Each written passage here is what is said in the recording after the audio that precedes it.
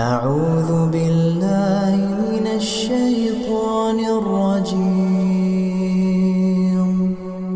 بسم الله الرحمن الرحيم. الحمد لله رب العالمين الرحمن الرحيم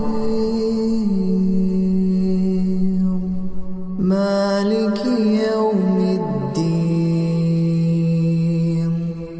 إياك نعبد وإياك نستعين. اهدنا الصراط المستقيم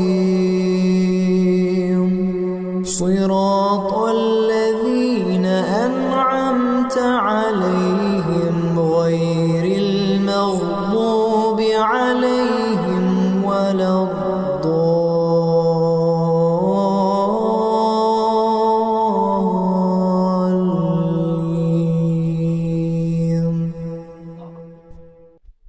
நம் அனைவரின் மீதும் அந்த ஏக இறைவனின் சாந்தியும் சமாதானமும் உண்டாகட்டுமாக. என்னுடைய வாழ்க்கையிலே அப்படின்னா நீ என்ன பெருசாக வாழ்ந்துட்டேன்னு கேட்டுறாதீங்க. எனக்கு தெரிஞ்ச இந்த சின்ன வாழ்க்கையில் இதான் ஒரு ஃபஸ்ட் டைம் இந்த மாதிரி ஒரு கடை திறப்பு நிகழ்ச்சி. இதெல்லாம் அவருடைய ரொம்ப அன்போடும் ரொம்ப உரிமையோடும் அவர் கேட்டுக்கொண்டதின் அடிப்படையில் வந்திருக்கேன். என்னை பொறுத்தவரை இந்த நிகழ்ச்சி ரொம்ப நெருக்கடியான நிகழ்ச்சி. ஏன் அப்படின்னா, போகிறது புர்கா கடைக்கு அப்படின்னு எங்கள் வீட்டில் இருக்கக்கூடிய பெண்கள் எல்லாம் ரொம்ப ஆர்வத்தோடு சொல்லி அனுப்பியிருக்கக்கூடிய ஒரு நிகழ்ச்சியாக, எங்கே போனாலும் நம்ம விருப்பத்துக்கு போயிட்டு வந்துடலாம். எந்த ஊருக்கு போனாலும், போன 2 வாரத்துக்கு முன்னாடி கூட வந்தேன் உங்கள் ஊருக்கு. நம்ம ஜி ரொம்ப அழுத்தமாக சொன்னதின் அடிப்படையில் சரி என்னுடைய கடமையை உணர்த்தி விட்டார் அப்படிங்கிற அடிப்படையில் ஒரு 2-3 வாரத்துக்கு முன்னாடி கூட வந்துட்டு போனேன் உங்கள் அருமையான இந்த ஊருக்கு. அப்போது எங்கள் வீட்டு பெண்களோடய வந்தேன். அப்போது ஏற்படாத நெருக்கடி இப்போது இல்லாமல் வந்தாலும் நெருக்கடி ஏற்பட்டிருக்கிறது. அந்த அளவுக்கு ஆனால் உள்ளபடியே ரொம்ப ரொம்ப மகிழ்ச்சியான ஒரு விஷயம் என்ன அப்படின்னா, வியாபாரம் என்பது பொருளாதார ரீதியாக ஒடுக்கப்படுகின்ற நசுக்கப்படுகின்ற சிறுபான்மை சமூகத்தில் இருக்கின்ற மக்கள் பொருளாதார ரீதியாக உயர்வது என்பது மிகப்பெரிய விஷயம். இன்றைக்கு பொருளாதாரம் அவ்வளோ ஒரு முக்கியமான டாப்பிக்காக இருக்குது. நபி ஸல்லல்லாஹு அலைஹி வஸல்லம் அவர்கள் இன்றைக்கி நம்ம வாழக்கூடிய காலகட்டம் நீங்கள் எடுத்துக்கிட்டீங்க அப்படின்னா, அரசியல் ரீதியாகவே பொருளாதார தாக்குதல் என்பது மிக முக்கியமான ஒன்றாக இருக்கிறது. பொருளாதார ரீதியாக நீங்கள் வலுப்பெற்றிருக்க வேண்டும், பலப்பெற்றிருக்க வேண்டும் என்பது ரொம்ப முக்கியமானதாக இருக்கிறது. நிறைய பேர் என்ன நினச்சிக்கிட்டாங்க அப்படின்னா, இஸ்லாம்னா ஏதோ சும்மா கஞ்சியை குடித்தோம், நோம்பு தொழுதோம் வச்சோம் போனால் அது அவ்வளோதான் இஸ்லாம் அப்படின்னு நினைக்கிறாங்க. ஒரு உண்மையான மூமின் தன்னுடைய உலகத்தில் தன்னுடைய கடமை என்ன என்பதை மறக்காதவன் தான் உண்மையான மூமினாக இருக்க முடியும். எல்லா துறையிலும், குறிப்பாக எல்லா துறையிலும். நபி ஸல்லல்லாஹு அலைஹி வஸல்லம் அவர்கள் எடுத்துக்கிட்டீங்க அப்படின்னு சொன்னால், தன்னுடைய நுபுவத்திற்கு முன்பாக, தான் நபியாக அனுப்பப்படுவதற்கு முன்பாக அல்லாஹ்வுடைய தூதர் ஸல்லல்லாஹு அலைஹி வஸல்லம் அவர்கள் பலமுறை வியாபார நிமித்தமாக பல ஊர்களுக்கு சென்றிருப்பதை நம்மால் பார்க்க முடியும். எந்த அளவிற்கு என்று சொன்னால், நபி ஸல்லல்லாஹு அலைஹி வஸல்லம் 4 முறை யமனுக்கும் நுபுவத் வருவதற்கு முன்பாக 2 முறை ஷாமுக்கும் பயணம் மேற்கொண்டார். அந்த மொத்த கணக்கை நீங்கள் பார்த்தீங்கன்னா, டோட்டலான கணக்கு 5510 கிலோமீட்டரும் 8992 கிலோமீட்டரும் மொத்தம் சேர்த்து 14500 கிலோமீட்டர்கள் வணிக ரீதியாக நபி ஸல்லல்லாஹு அலைஹி வஸல்லம் பயணம் மேற்கொண்டார்கள். பொருளாதார ரீதியாக, தொழில் ரீதியாக. அப்போ கிட்டத்தட்ட ரெண்டையும் சேர்த்தோம்னு சொன்னால் ஒரு 15000 கிலோமீட்டர் நுபுவத் வருவதற்கு முன்பாக. அதுக்கு தான் நபி ஸல்லல்லாஹு அலைஹி வஸல்லம் சொன்னாங்க, லக்கத் லபிஸ்து ஃபீக்கும் உம்ரம் மின் கபுல் அப்படின்னு ஒரு வார்த்தை சொன்னாங்க. நபியா அனுப்பப்பட்டதற்கு பின்னால் அந்த வணிக சமூகத்தை பார்த்து ரசூலுல்லாஹ் சொன்னாங்க, வியாபார சமூகத்தை பார்த்து ரசூலுல்லாஹ் சொன்னாங்க, லக்கத் லபிஸ்து ஃபீக்கும் உம்ரம் மின் கபுல், இதுக்கு முன்னாலேயே நான் உங்க கூட பல காலம் வாழ்ந்துருக்கிறேன், குறிப்பாக வணிகத்தில், பொருளாதாரத்தில். ஏன்னா ஷாமுக்கு போயிட்டு ரசூலுல்லாஹ் ஸல்லல்லாஹு அலைஹி வஸல்லம் வந்தாங்கன்னா ஊரில் இருக்கிற எல்லாரும் பல பொருளை வாங்கிட்டு வந்து, இப்போ அவர் சொன்னார் இல்லையா, பல பொருளை வாங்கிட்டு தான் இஷ்டமேனி விற்பாங்க. ஆனால் நபி ஸல்லல்லாஹு அலைஹி வஸல்லம் ஒரு புரட்சி பொருளாதாரத்தை செஞ்சாங்க. அவங்க வாங்கிட்டு உண்மையான விலையை சொல்லி கரெக்டாக விற்பாங்க. அதிகப்படியான லாபத்தை சொல்லி விற்க மாட்டாங்க. அது அப்பவே திரும்பி பார்க்கப்பட்டாங்க. He deserved. அவங்க ரசூலுல்லாஹ் ஹி கிராப்ட், அப்படியே எல்லாரோட அட்டென்ஷனும் திரும்பிச்சு ரசூலுல்லாஹ் பக்கம். யாரா இந்த பையன் புதுசாக இருக்குது, இப்படி வியாபாரம் பண்ணுறாரு, அதை சொல்லி ரசூலுல்லாஹ் பிரச்சாரம் பண்ணாங்க. லக்கத் லபிஸ்து ஃபீக்கும் உம்ரம் மின் கபுல், உங்களுக்கு முன்னாடி இதற்கு முன்னாலும் நான் பல காலம் வாழ்ந்திருக்கிறேன். என்கிட்ட நீங்கள் இந்த நேர்மையை பார்த்துருக்கிறீங்க, என்கிட்ட நீங்கள் எந்த அநியாயமான பண்பை நீங்கள் பார்த்ததில்லை, பொருளாதார ரீதியாக நான் எவ்வளோ நேர்மையாக இருந்திருக்கேன்னு நீங்கள் பார்த்துருக்கிறீங்க, அதனால சொல்கிறேன் நான் இறை தூதர் அப்படின்னா. கேட்டா எனக்கு வேற என்ன அல்டீரியர் மோட்டிவ் இருக்க முடியும் அப்படின்னு சொன்னாங்க. அப்துல் ரஹ்மான் பின் அவுஃப் ரலியல்லாஹு அன்ஹு அவர்கள் ஒரு முறை ஒரு பயணம் போயிட்டு வந்தாங்கன்னா இன்னைக்கு நம்ம ஆட்கள் பொருளாதாரம் நலிஞ்சு போயிட்டு வர பயணத்தை பற்றி நான் சொல்லலை. பொருளாதார ரீதியாக வெளிநாடுகளுக்கு சென்று பிஸ்னஸ் போயிட்டு வருவாங்க நபி ஸல்லல்லாஹு அலைஹி வஸல்லம். அப்படி ஒரு முறை அப்துல் ரஹ்மான் பின் அவுஃப் அப்படி ஒரு முறை போயிட்டு வந்தாங்கன்னு சொன்னால் தன்னுடைய குடும்பமே முழுக்க உட்கார்ந்து அமரும்படியான ஒரு பெரிய பொருளாதாரத்தை சம்பாதித்து வருவார். என்னிடத்திலே இருக்கக்கூடிய மொத்த சொத்தையும் பாதியா உங்களுக்கு பிரித்து தந்துறாங்கிறார். மதினாவில் அவருக்கு நண்பரான அபூ அய்யூப் அன்சாரி, அவர் தான் சகோதரர் ஆக்குறாங்க. மதினாவுக்கு போன உடனே அபூ அய்யூப்னியும் சகோதரர்கள் அப்படிங்கிறாங்க. இன்னி அக்ஸரமாலின் ஃபில் மதீனா அப்படின்னு அபூ அய்யூப் அன்சாரி சொன்னார். நான் தான் மதினாலே பெரிய பணக்காரன், என் சொத்துல உங்களுக்கு பாதியை தந்துடுறேன் அப்படிங்கிறார். அப்ப அப்துல் ரஹ்மான் பின் அவுஃப் ரலியல்லாஹு என்ன சொன்னாங்கன்னா, எனக்கு ஷோமி வேற த மார்க்கெட் பிளேசஸ் அப்படின்னா, எனக்கு எங்க சூக் இருக்குன்னு காட்டு, மார்க்கெட் எங்க இருக்குன்னு காட்டுனாங்க. அன்னைக்கு சாயங்காலம் கையில் ஒன்றுமே இல்லாமல் கடை தெருவுக்கு போயிட்டு அன்னைக்கு சாயங்காலம் ஒரு பேருத்தம்பளை கொட்டை அளவுக்கு ஒரு பெரிய லாபத்தை சம்பாதித்து கொண்டு வந்தார். அப்போ தங்கம், அந்த அளவுக்கு தங்கத்தை சம்பாரிச்சு வந்தாங்க. அன்னைக்கு தங்கம் தான் பேட்டரி சிஸ்டம். அன்னைக்கு அந்த தங்கத்தை சம்பாரிச்சு வந்தாங்க. எதுவுமே இல்லை என்றாலும் பொருளாதாரத்தை ஈட்டக்கூடிய ஆற்றல் அல்லாஹ்வுடைய தூதருக்கும் இருந்தது, இறை தூதரின் தோழர்களுக்கும் இருந்தது. நம்ம சில நேரங்களில் இஸ்லாத்தை தவறாக புரிஞ்சுக்கிட்டு இஸ்லாத்துக்கும் வணிகத்துக்கு சம்பந்தம் இல்லை, நம்ம அப்படியே சும்மா துறவரமாக வாழ்ந்துறது தான் இஸ்லாம். கிடையவே கிடையாது, உறுதியாக கிடையாது. ஒரு முறை அல்லாஹ்வுடைய தூதர் ஸல்லல்லாஹு அலைஹி வஸல்லம் மஸ்ஜிதுக்குள் நுழைந்தார்கள். ஒரு நபர் தொடர்ந்து தொழுது கொண்டே இருக்கிறார்.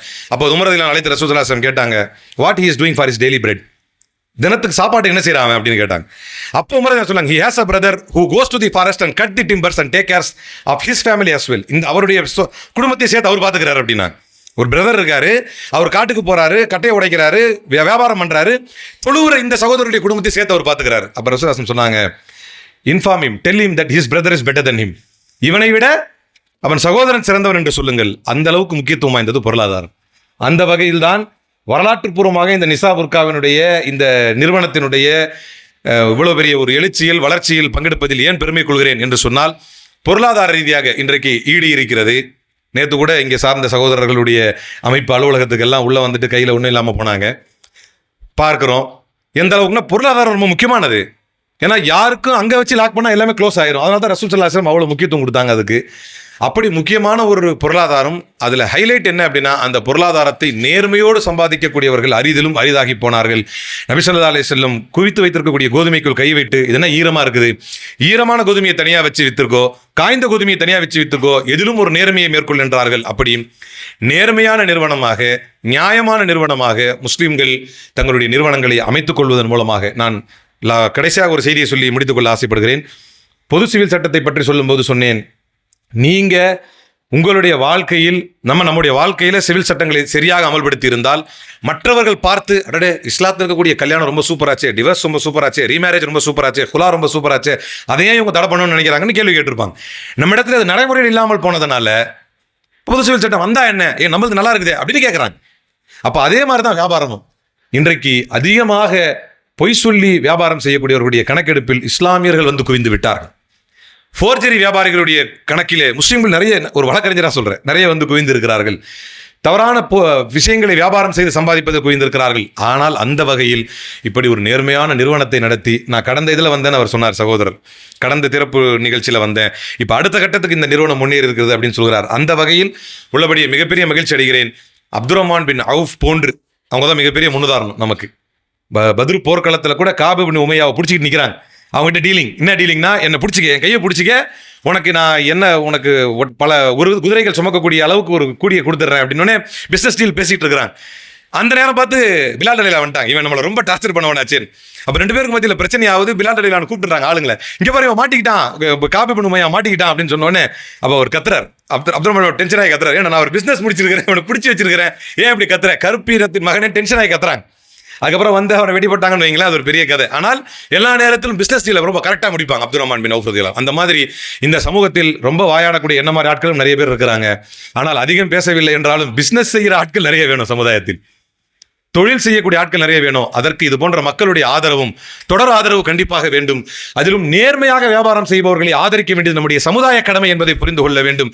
எங்கிருந்தாலும் அவர்களை ஆதரித்து அவர்களை உயர்த்துவதற்காக அல்லாஹ்விடத்திலே துஆ செய்வது நம்முடைய சமுதாய கடமை என்பதை புரிந்து கொள்ள வேண்டும். அந்த வகையிலே இந்த நிறுவனம் இறைத்தூதரின் வழியிலே, இறைத்தூதரின் தோழர்களின் வழியிலே, மிகப்பெரிய புரட்சியாளர்களின் வழியிலே மிகப்பெரிய உயரங்களை அடைய வேண்டும் என்று இந்த புனித மாதத்திலே இறைவனிடத்திலே வேண்டுதலாக வைத்து துவாவாக கேட்கிறேன். இங்கு வந்திருக்கக்கூடிய அனைவரும் அதே போன்றது ஒரு துவாவை கேட்க வேண்டும், ஆதரவுகளை தர வேண்டும் என்று கேட்கிறேன். இப்போ நான் உட்கார்ந்து இருக்கும் போது தாய்லாந்துலேருந்து ஒரு அம்மா ஃபோன் பண்ணாங்க. நீங்கள் இந்த மாதிரி நிசா இங்கே உட்காந்துருக்கும்போது சொன்னாங்க, நிசா பூர்கால இருக்கீங்களான்னு. எனக்கு இது கடையை பற்றி பெரிய அளவில் தெரியாது. ஏதோ கம்பி சேலையா ஏதோ சொன்னாங்க, கம்பி சேலை ஏதோ ஒன்று சொன்னாங்க. கம்பி சேலை தானே, அதெல்லாம் நாங்கள் இங்கே தான் வாங்குவோம் அப்படின்னு சொன்னாங்க. ரொம்ப சந்தோஷமா இருந்துச்சு எனக்கு. அப்போ அவ்வளோ பெரிய அங்கீகாரம் மிக்க ஒரு நிறுவனத்திற்கு நம்ம வந்திருக்கிறோம் அப்படின்னும் போது, இன்னும் இந்த நிறுவனத்தினுடைய, இந்த தொழில் நிறுவனத்தினுடைய உரிமையாளருடைய வணிகங்களில், வியாபாரங்களில் அல்லாஹ் மிகப்பெரிய பரக்கத் செய்ய வேண்டும் என்று இந்த நன்னாளிலே, மாதங்களில் சிறந்த மாதமான இந்த ரமலான் மாதத்திலே, அது மாதிரி நேரங்களில் மிகச்சிறந்த நேரமாக இஃப்தார் முடிந்த இந்த நேரத்திலே, இரவு தொழுகை எதிர்பார்த்திருக்கக்கூடிய இந்த நேரத்தில் இறைவனிடத்திலே பிரார்த்தனையாக வைத்து என்னை அழைத்து இந்த நல்ல நிறுவனத்தில் வரலாற்று சிறப்புமிக்க இந்த நிகழ்வில் பேச வைத்தமைக்கு நம்முடைய அன்பு சகோதரர் ஃபாசில் அவர்களுக்கும், இந்த நிறுவனத்தை சார்ந்த அனைத்து குடும்பத்தாருக்கும், இந்த கும்பகோணம் பகுதியிலே என் மீது பெரிய அன்பு வைத்திருக்கக்கூடிய அனைத்து சகோதரர்களுக்கும் நன்றியை கூறி விடைபெறுகிறேன். நன்றி. அஸ்ஸலாமு அலைக்கும் வரஹ்மத்துல்லாஹி வபரகாத்துஹு.